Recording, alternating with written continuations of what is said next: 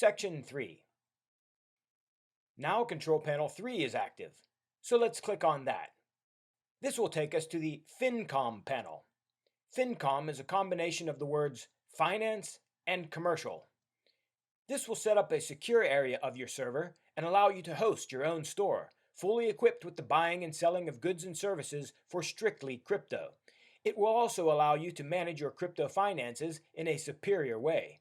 The coupling of crypto to real-world goods and services is paramount for mass adoption of cryptocurrencies to take effect.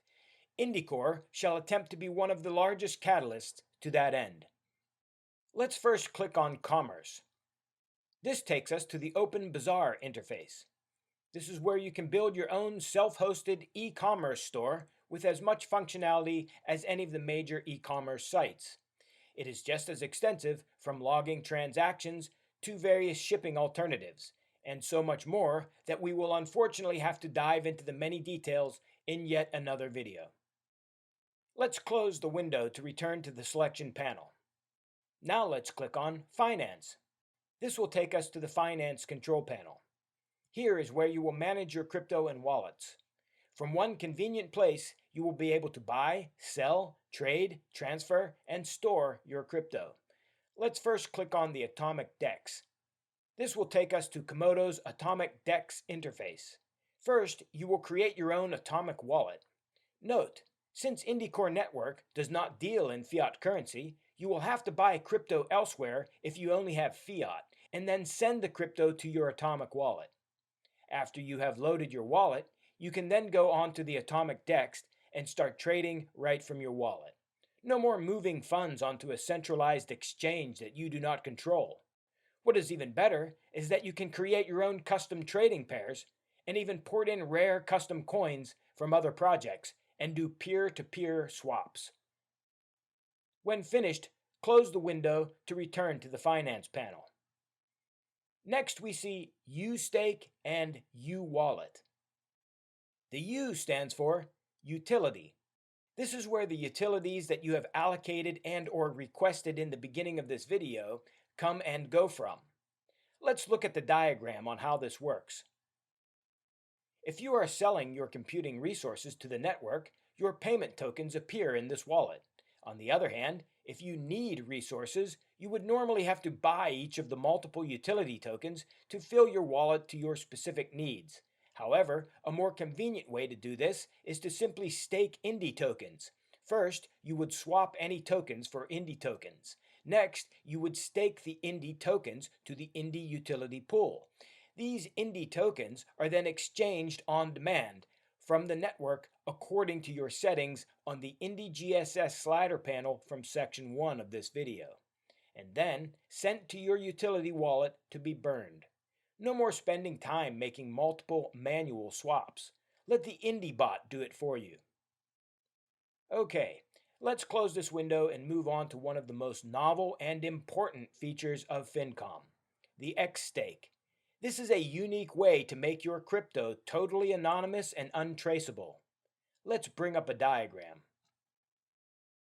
Contrary to popular belief, blockchain is not remotely private and is easily traced. No blockchain coin will ever avoid that problem by the very nature of blockchain architecture. Even the supposed mixing pools are traceable. The key is to not use blockchain in the first place. However, since so many have already done that, the Indicore network offers a solution for you. The X-Stake transforms your coin into a completely different protocol. By swapping your coins to Indy tokens and then staking them in Indy's missing link pool, you will be given an equal amount of Indy in the form of DAG vouchers. DAG, D-A-G, stands for Directed Acyclic Graph and is not a blockchain. Therefore, you have pulled your value completely off of the blockchain ledger and onto a totally different type of protocol. All that the world sees is that you last deposited your Indy tokens into the Indy pool, which is an autonomous decentralized wallet controlled by no one. Now, with your value safely upon a new network, you can transact peer-to-peer anonymously with military-grade encryption through a decentralized chatbot acting as the middleman. The payment recipient or yourself if you have remaining vouchers, can then redeem the vouchers at the missing link pool for the corresponding amount of Indy tokens. This is where the V wallet comes into play.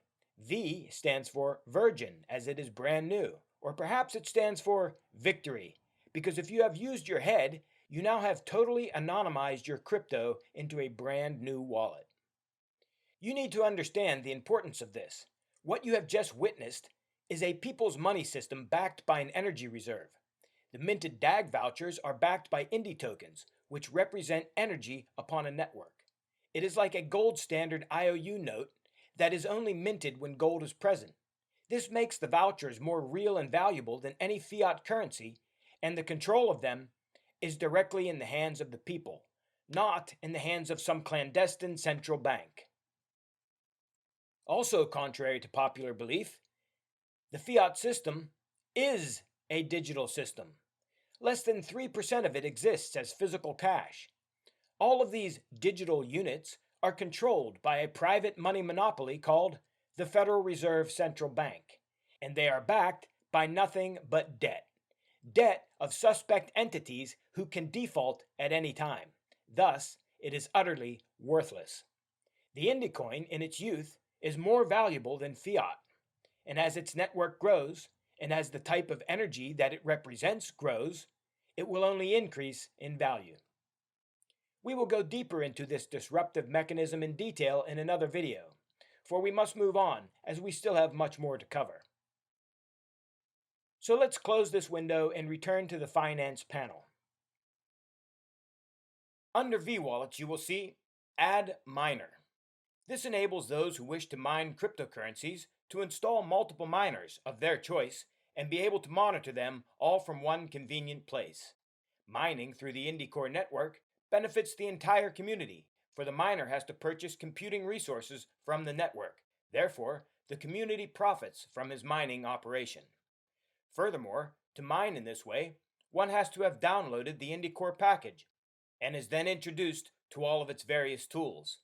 Most will likely find them useful and tell others, thus helping the network grow substantially.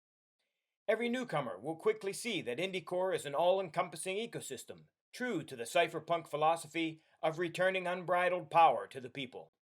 Lastly, the Indy Core token is not mineable. So by allowing mining of, say, Ravencoin, and supporting a direct trading pair of Indy token with Ravencoin, it is an indirect way to mine Indy tokens. The last section you see is fundraisers.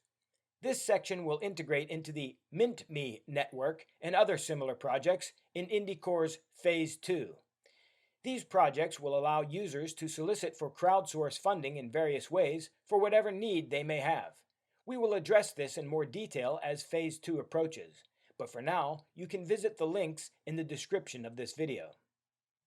This ends the Fincom section, so let's click Return and go back to the main selection panel.